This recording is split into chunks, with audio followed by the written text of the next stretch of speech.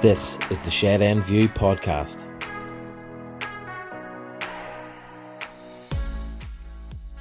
Evening, folks. Welcome to a special edition of the Shed End View podcast, recorded by the power of Zoom video. So we have myself, Gareth McCullough, and top left.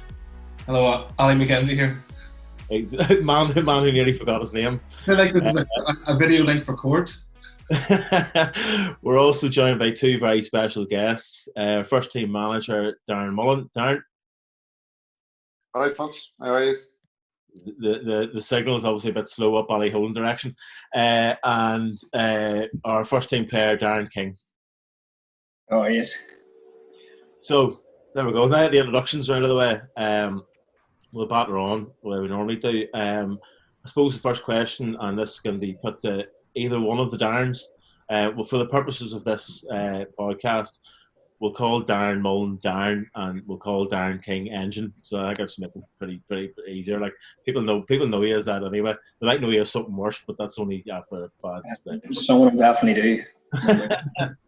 But I mean, I suppose, well, Engine first and foremost, as a player, how have you been sort of keeping yourself occupied? And obviously people aren't working, from their offices or wherever they work from. You're not training, you're not playing matches. So what's it been like from a player's perspective? Yeah, well, I suppose I'm because I'm a lecturer, I'm still working from home. So I'm sort of tuning in when I'm supposed to be timetabled in college anyway, sort of through Zoom and through other sort of ways in order to keep in contact with my students. But apart from that, obviously, yeah, I've been keeping busy around the house. Kids are keeping me on my toes. Wife's keeping me on my toes. I was about to say, doing plenty of cleaning. Getting plenty of gardening done. But with regards to the training and stuff, I'm definitely missing the team aspect of it. We were texting into one of the groups today and saying, it's all well and good training on my own, doing plenty of training on my own because there's not that much else to do in the evenings. But you miss the whole sort of training as a group and training as a team. So. What kind of training do you be doing at home, Engine? Like, do you have has Darren and the coaches given you a set list of what to do, or is it basically do your own things? Or yeah, no. Darren's been really good. He's been making sure from the very start there that we've had something to do at home. Making sure that everyone's kept on their toes because, as we've said, we don't know when this is going to end and when we'll be back playing. So everybody needs to stay sharp and stay fit as we have been doing. So yeah, we've been following our own bits. Bit of sharpness work, a bit of stamina work, some drills and skills with the ball, all that sort of thing, and then obviously just your own resistance stuff at home just to keep yourself nice and fresh. And Darren, I mean, from a manager's perspective, I mean, obviously it's key to keep in touch with your management team, but your players as well. I mean, none of us know obviously when this is going to end or when we're going to be back, even when you're going to be back and allowed to train as a group. Never mind actually playing matches. So I mean, what's the sort of, how have you found it, sort of communicating with the players and the rest of their management team? It's funny you say it because you'd see the different reactions from different players. So you've somebody like Engine, who will do the fitness and do above and beyond. And I'm not only saying that because he's on this. And you've all ones that I haven't heard a thing from. You wonder, is are Conor McCall and Mark McCabe still sleeping? At this stage, they realise what's going on. It shows up the different personalities within the team. Some of them have been fine, and I've been trying to keep. I kept in touch with all of them at some point, but you get some more than others because it's just the nature of their personality. They're happy enough to keep in touch with you, and they're going to do their bits and pieces at home. Others, let's see what shape they're turning. Yeah, obviously it's difficult, Darren. Over the summer period, it's bad enough when you've got those kind of, I suppose, 8 weeks where nothing happens, but to have that earlier in the season now and for all that to be taken away, the routine to be pulled from under your feet, how do you how do the players actually fill in that routine that you have? It must be very difficult because it's, essentially 4 days a week that you're involved with these people. It is, and you'll have different type of personalities. You'll have lads who are in their fitness and those lads who will need a push. Players who will maybe complain about the routine but need that routine in their life to keep themselves fit and mentally and physically active. So you'll have players who will struggle with it. You see, even when players stop playing. Some of them will continue to be fit and continue to do all their different sports and keep themselves active. Well, all of us just probably couldn't be bothered doing anything. So it's down to the individual. There's only so much I can do as a manager in terms of, I've asked them all to the need and specific in terms of tactics and Engine. It was actually Engine who did up a training plan in terms of keeping them active initially. So you're hoping that they're all going to be doing something. But for by the Newry end of it, I think you need to be doing some form of exercise to keep yourself sane at this stage. Even if it's in your backyard and out for a run or a walk or that. So I think it'll take a while for the fitness to kick back in, because it won't be a case of, right, the season starting next Saturday, lads, need to get ourselves ready. I was reading an article with Mike McGurn, the strength and conditioning coach who worked for Ireland and Everton and Leeds, and he was saying there's going to need to be a 3-week period, realistically, to help lads back into it. So you can only hope that they return in some sort of decent shape. From Engine, from I suppose you're like the senior players group, I suppose. And I don't mean that in age wise or anything like that, but it's senior players and yourself, like I suppose yourself, Husey and Andy or whatever, guys that sort of have been around the club a while and know the club and sort of obviously have the link between the manager and the players.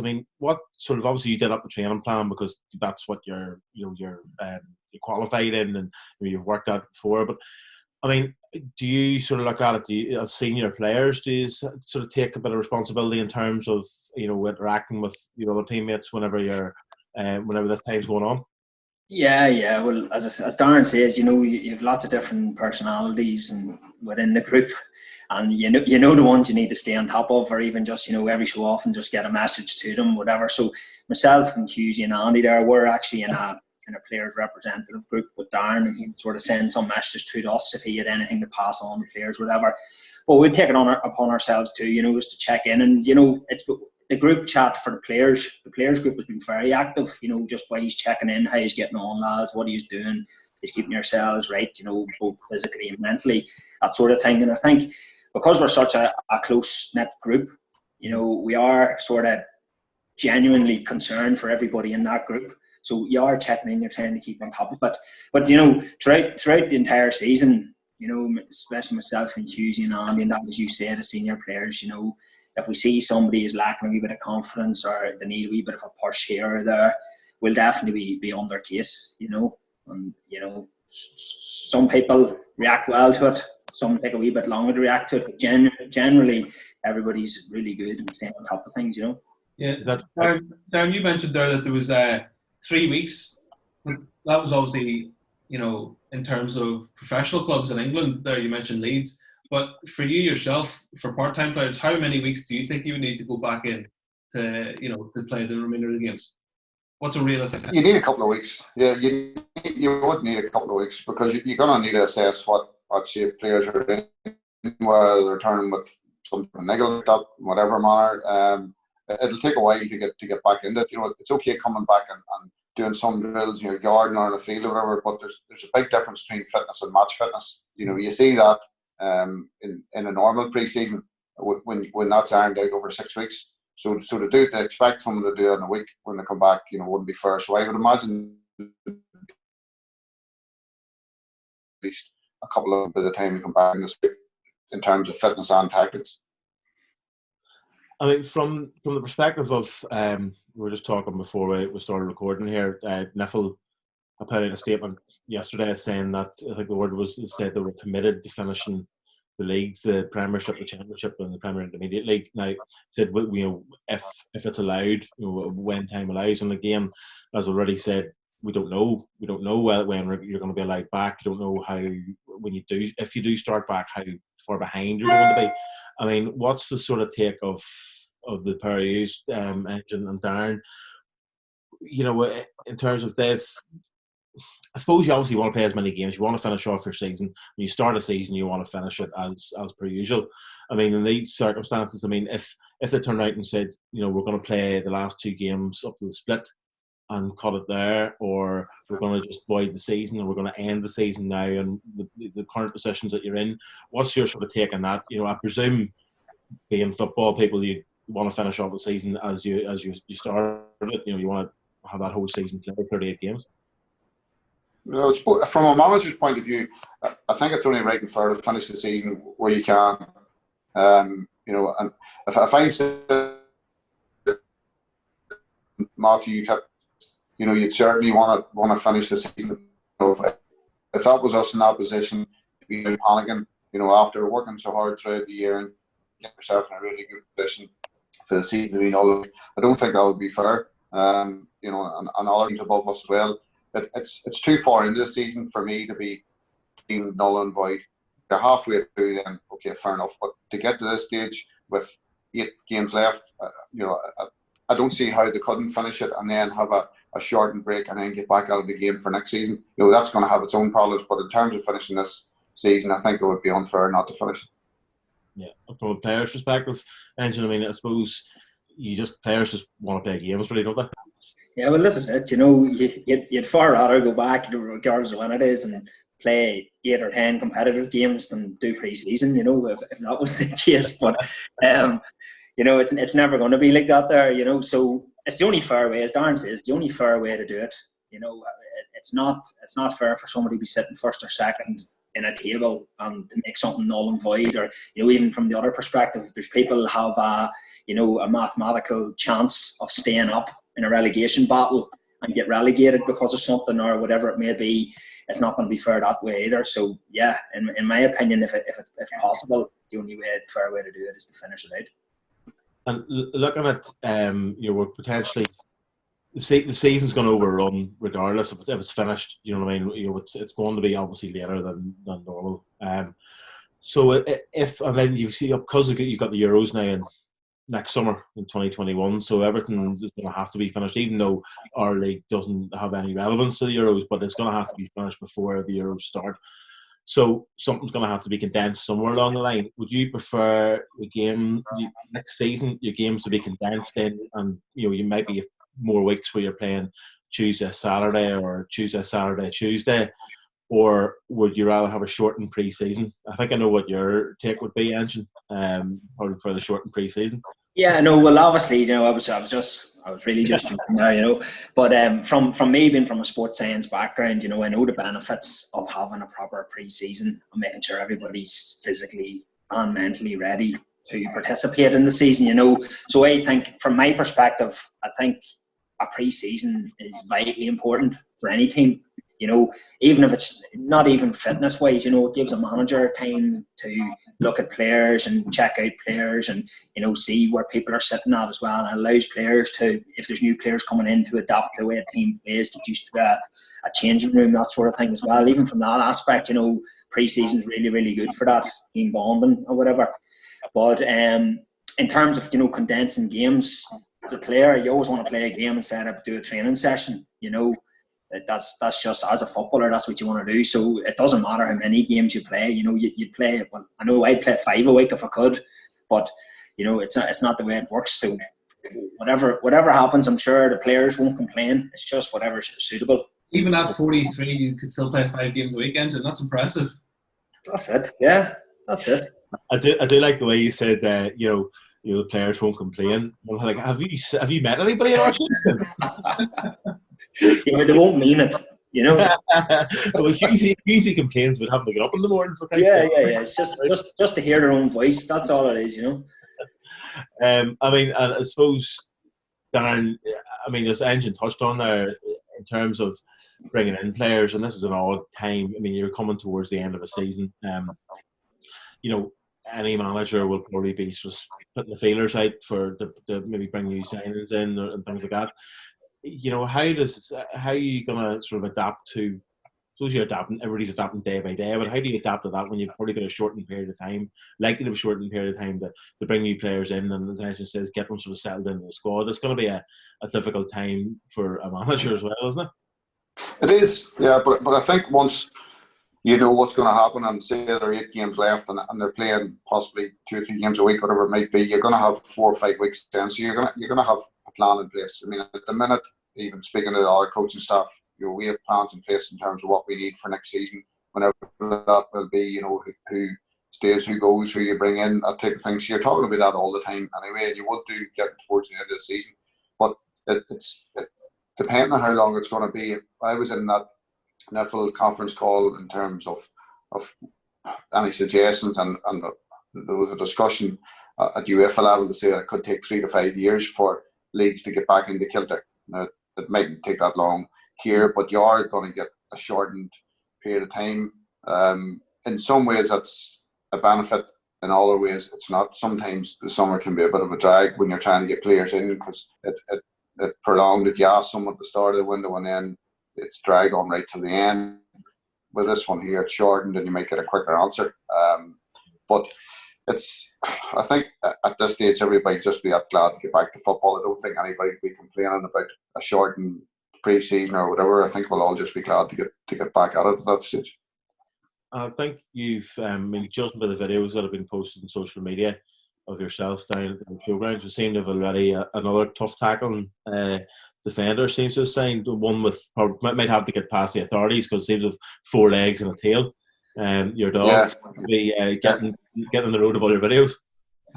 Yeah, Shilani over beside me. Yeah, we get down every day. It's great. That's one of the benefits of having the keys to the ground, that you can go down and run about, and we go down, and myself and Grace, and sometimes some of the other ones in the house, whenever you can drag them out of bed, they'll come down. So it's it's good crack. It's a good way to get them, keep them active. Keeps me active as well, and keeps me involved in the ground. But it's only when you're down there and you see it, and the empty stadium and what you used to be doing, you realise how much you miss it.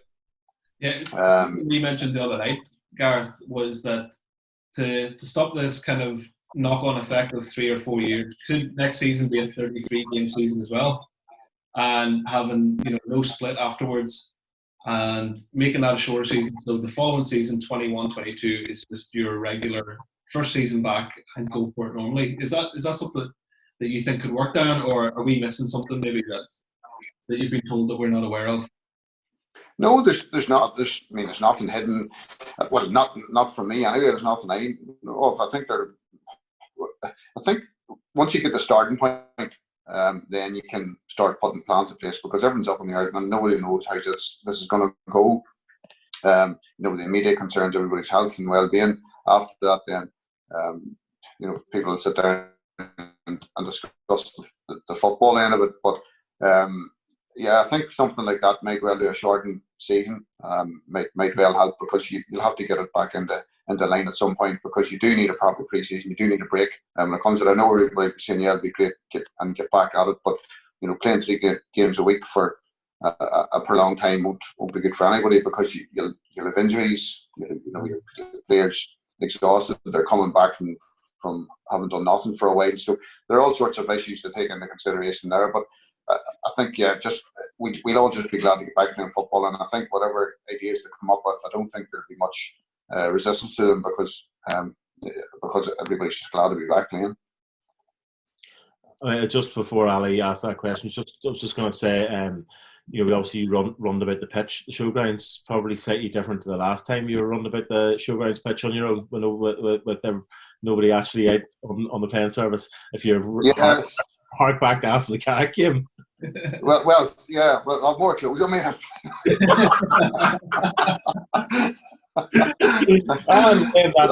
we'll not divulge any more information. If you don't know the story, but you're never going to know it.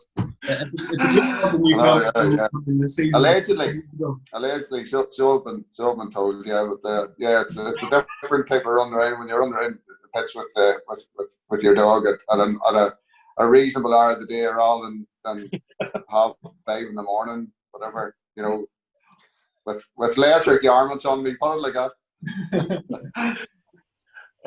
I suppose, engines, to sort of bring you back in, from a playing perspective, looking at the season so far, we generally, you see a lot of, particularly us scummy journalists, we tend to be looking back throughout the course of the season and looking, speaking to people about their memories and, maybe matches earlier in the career and stuff.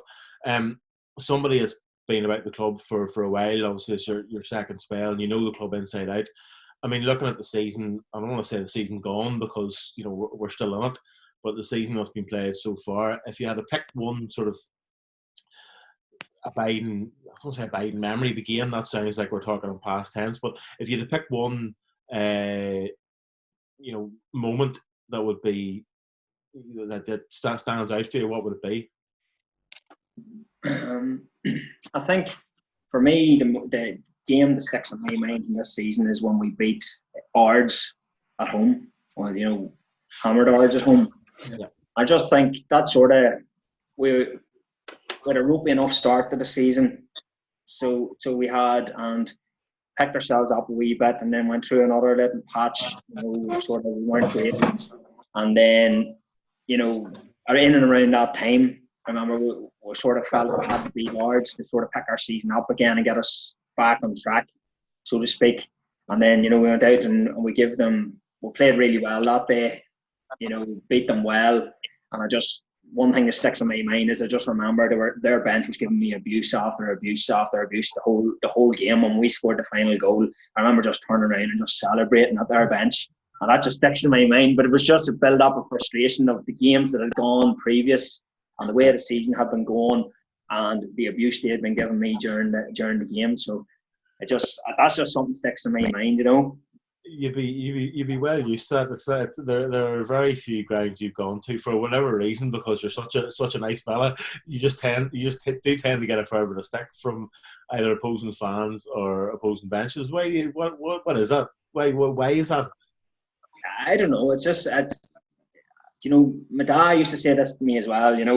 He said, like, it's just your aggressive nature when you're across that white line. But if I would say that I'm more aggressive. I wouldn't consider myself as being a dirty player or whatever. I'd just like to say that I'd probably be more aggressive and more committed than some. And it's probably coming through the whole GAA background as well. As I was coming up, I was always one of the smaller players on the team, and my dad used to say to me, you need to be more aggressive if you're gonna, do something in these teams here. You're marking bigger players, whatever. And then it was the same when I hit the soccer teams and that just sort of stuck with me. So every game I go out, I just make sure that the person that I'm playing against knows that they're not going to get an easy raid or they're not going to get it easy that day. Because let's be honest, I'm not exactly the most technically gifted player in the world. So I know that I have to be on the players, yes, that I'm playing up against, in order to give myself an advantage. Well, I take it you're fishing for a compliment there, so we'll give you one. Yes, you're very aggressive. I mean, from a perspective of just sticking the engine for a second, from a perspective of if you could pick even going maybe further back, but not just this season, you pick up your hardest opponent. Now, I'm going to let you say it because I think I might know who it is. And it might be a certain match, which I've mentioned to you a few times, but it can be something else entirely. But I mean, over the course, you've played against some of the best wingers that have probably come out of this company in the last 15 years. I mean, no, it's not even a question. You know who it is, and I know who it is. Paddy McCourt. That man, what a legend of a player. But not even that. We played them down in Derry City one night in the friendly, and I think he score 3 or 4 against us that night.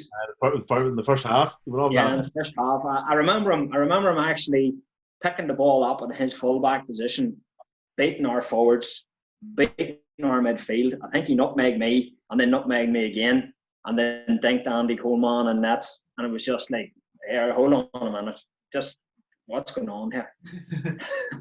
But yeah, very difficult opponent, and it's no surprise that he went on to do what he done, because that must have been, it was definitely 15 years ago. 13, 14 years ago maybe. You didn't play much again the rest of that season, did you? You could enjoy it. Sure, my legs were tied in a knot.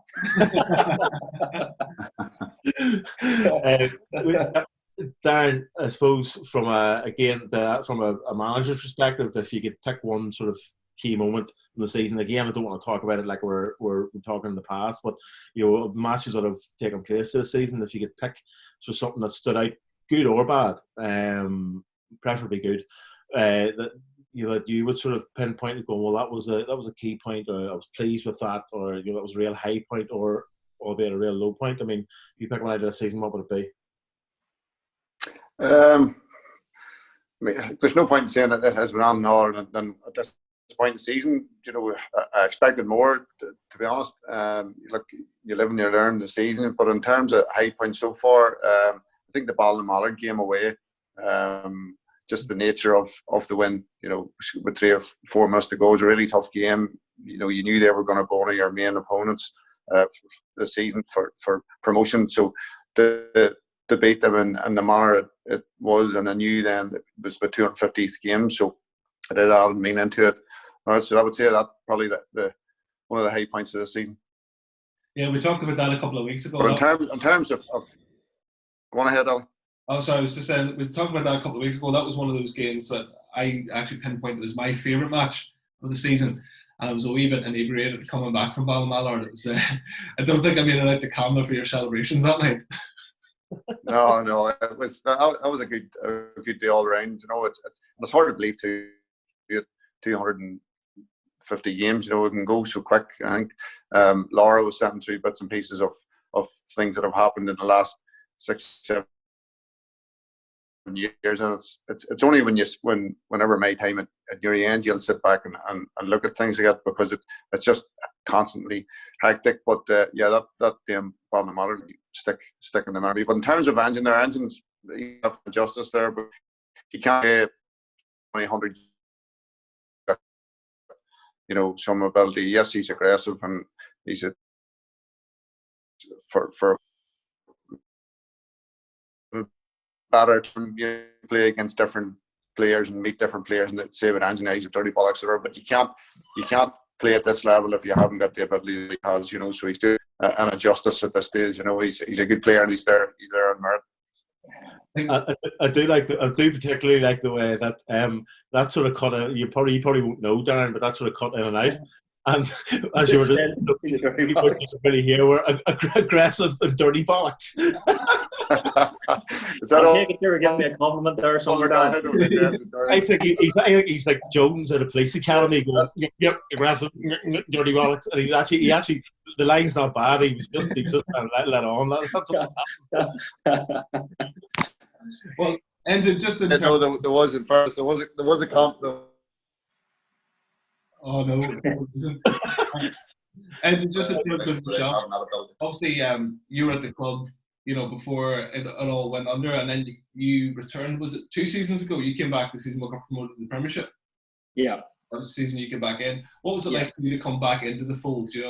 After all the changes, and to come back in and kind of pick up and push the club back up to the Premiership. That must have been pretty special for yourself.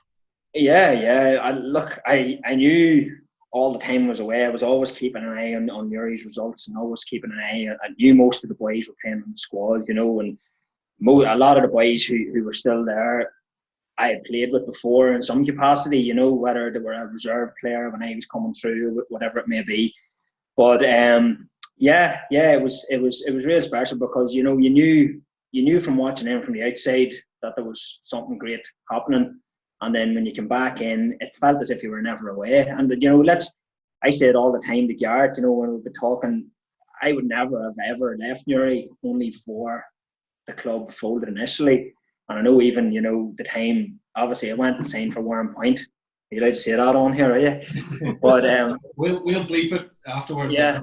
But and the only reason I signed for Warren Point, and don't get me wrong, there were great people involved, and I had a great time down there, was because Barry Gray was a good friend of mine, when he was the manager. Mm-hmm. And that's probably the main reason. I know Darren even had phoned me about 2 weeks after I had signed for Warren Point and said, we're back up and running, we're going here, whatever. And I had said, look, I've already committed to Warren Point. And then 2-3 years down the line, then you were looking back going, this is really good what's happening to Newry. And then, as I say, when I come back in, things had gone a wee bit stale at Warren Point, wasn't happy. And when I come back in, then it was just it was great. It was great, and it was great to be part of. Because I was looking actually back through Facebook there, and there was a photo of the Warren Point team. I think it was the Bangor playoff the night that Warren Point stayed up, and they overcame, was it the 2-0 deficit away from home, and they went to penalties and all. But what a team Warren Point had then. Like, that would have been some Newry team, because presumably they all would have stayed at Newry, really. Yeah, well, that's it, and there's no denying the Newry players who left and went to Warrenpoint, combined with players like John Boyle and the likes of him, when he was already there, Stevie Moan, it just made a real good sort of mix, and then it's sort of, it's gone full circle again. Then, you've got all those lads, or a good crowd of those lads at Newry now too. And, it's no coincidence that teams with the same players have been doing really well for a long number of years. And, there's been a good atmosphere and a good team spirit and just a real good group of lads, and I think Darren needs to be commended too, and as I say, I'll probably get slagged for saying that there. And the thing, but he knows what's a good mix in a changing room, and I think when a manager knows that there, it's half the battle, because it's a real good group of lads. Everybody's fighting for everybody, and we slag each other sometimes. You say things about Conor McCall and Mark McCabe and things like that there, but it's like the sort of sibling thing, It's our Conor McCall and our Mark McCabe, and if anybody else says anything about them, well then you'll know all about it. That sort of way. And that's just the way it's been built in, I mean, on that sort of just talking about player, we've about sort of just under 10 minutes before we'll finish up here. If I'll ask this to you first, Darren, given you're the manager and the man that makes the signings, we sort of did a thing last year. Both of you did, the sort of 10 questions, or who is the worst dress sense, blah blah blah, and all that sort of stuff. Who, if you could sign a player, realistically, let's be honest, so that probably rules like the Joe Gormley out, because which seems the one we come up all the time. If you could sign a player currently playing the Irish League, there's a cameo from Ali's cat in the background there, just if anybody can see. Yeah, I actually didn't realise she was in here. I just heard something that felt like going to maybe jump around. Ali's going for the second series of Tiger King. He's going to have a couple of lands in the background there. If you could sign one player that's realistically, so maybe Spark, you might have to pony up the funds here. Who would it be? I'll ask you. You can have a think about it, Angel. I'll ask you afterwards. Off the top of my head, I suppose when you're ruling the like of Joe Gormley out, I think it would be good to get Dingo back. Because it would be an easy transition. Bear in mind, he's if he was fit, he seems to be more injured than fit lately. But if you get someone like that back that knows the club, he's a proven goal scorer. I remember being there when Pat was there and Dingo was coming through. You could see the potential in him. He's a small. So if you get someone like that back, that would be a good one for us. So I think it would fit well. Well, it happens to answer anything. Angel, if you could sort of chip in with your 2 pennies worth there. Yeah, well, definitely Dingo would be a great addition, but if I could bring someone back, I'd definitely bring Darren Noonan back from Australia. I'd bring him in. He's what a man, and then he'd have a battle on his hands to try and get centre half off me then after whatever. But that aside, I know he's still, he considers himself still as a Newry player or whatever. So when we still consider him as a Newry player, he's just take a bit of time out. But for signing a player, I've played with him before. I definitely say Liam Bagnall. I like Liam Bagnall as a player. He's very aggressive. He's very technically gifted as well, and he drives on from midfield there. So that would be my pick, and just because I know him so well, and I think he's a really good player. He's my type of player. Yeah, probably. He just wants somebody that's going to get more yellow cards than he has. Yeah, I'm still only on 4 yellow cards this entire season. So you're maturing, Anton. You're maturing. That's it, yeah. This might be the first season then that you don't get a suspension. Would that be right? Exactly. Yeah. Exactly. Don't hold your breath, Gareth. You're just hoping there's no more games played, so you can't get suspension. I would give you. He played a lot of games. Considering Carvin came back, played 4 and got sent off. He didn't fancy a trip to Derry.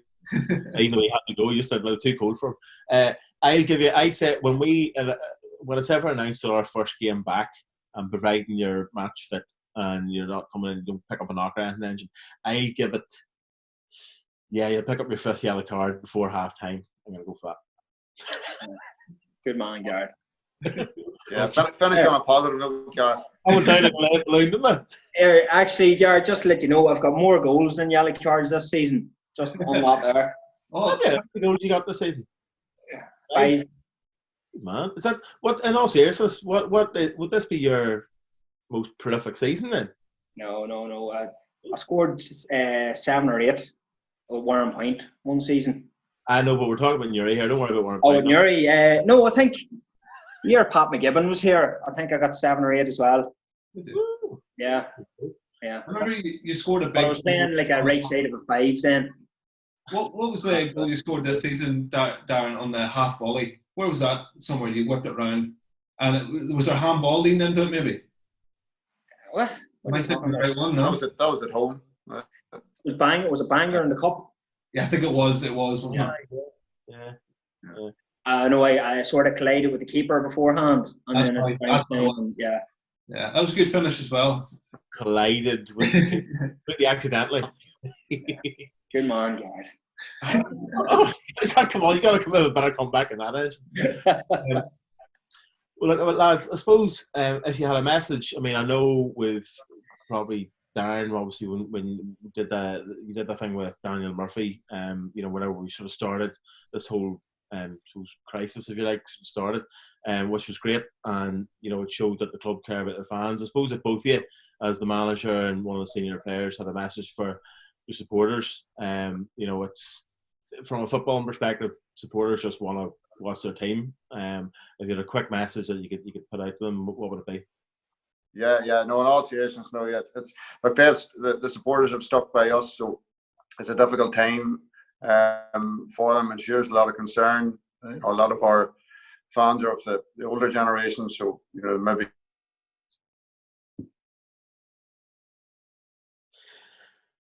Technical. Things like this are a good way to keep in touch with the fans. So it's just ourselves right, and it will end, and we will be back at the showgrounds. Then on Engine, if you had something about a minute, if you have the sort of something you would say with hopefully a better connection.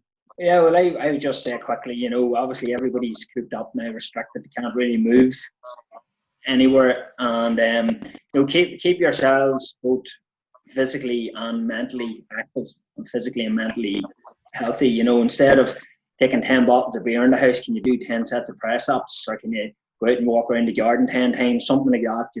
Because we know how good of fans we have, we know how good a supporters we have. We just want them all to sort of stay at home now, keep themselves safe, so they can come down and watch us now whenever it returns. Just was the instead of having 10 bottles of beer, do 10 press ups. Was that directed at a certain goalkeeper of ours by any chance? Oh no. Andy's he's doing plenty of training to sort of make up for that there, so he looks after himself. He does indeed. Lads, we're going to wrap it up. Few technical difficulties, but it's great to have you both on, and we're going to be doing this, I think, for the foreseeable future. Engine, your Shed MV podcast debut, thanks very much. You're a super guest, as we thought. Cheers, Engine. Thanks, mate. Cheers. Thanks, Gareth, Ally. Thank you. And Darren, thanks very much for coming on again and having a chat with us. And hopefully the next time we'll be talking and we'll be recording. It'll be recording with maybe somebody else. We're getting you back on again. It'll be when we'll have a bit of football on again. But listen, appreciate it, and everybody look after themselves. Yeah, no more. Thanks very much, guys. Cheers. Yeah, take care, lads. Thanks very much.